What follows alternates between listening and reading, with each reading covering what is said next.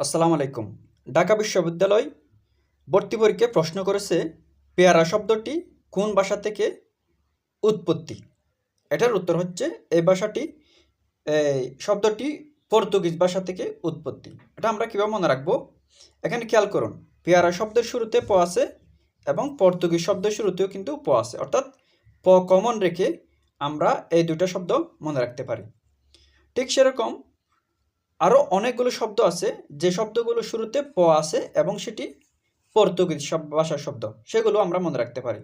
যেমন পাউরুটি, পেঁপে, দুটো শব্দে প আছে। পিস্তল, পাদ্রি, এই দুটোর শুরুতেও প আছে এবং এগুলো কিসের শব্দ? এগুলো হচ্ছে পর্তুগিজ ভাষার শব্দ। আশা করি এই বিষয়টা বোঝা গেছে। এরপর আমি আগে বলছিলাম এই যে পর্তুগিজ যে শব্দগুলো আছে এই শব্দগুলো শুরুতে নয়তো প থাকবে, হয়তো প থাকবে, নয়তো কি র এর আধিক্য থাকবে, অর্থাৎ রটা আমরা বেশি করে দেখতে পাবো। যেমন আমরা জানি রোনাল্ডো হচ্ছে একজন পর্তুগিজ খেলোয়াড়, তাই না? তাহলে তার নামের শুরুতেও কিন্তু আমরা কি দেখতে পাচ্ছি? র দেখতে পাচ্ছি।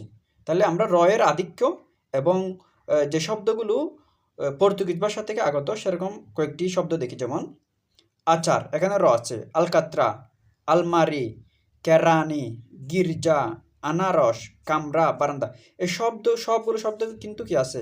র আছে এবং এগুলো পর্তুগিজ ভাষার শব্দ।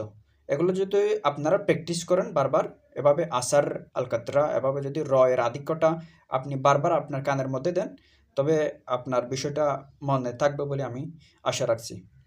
Thank you.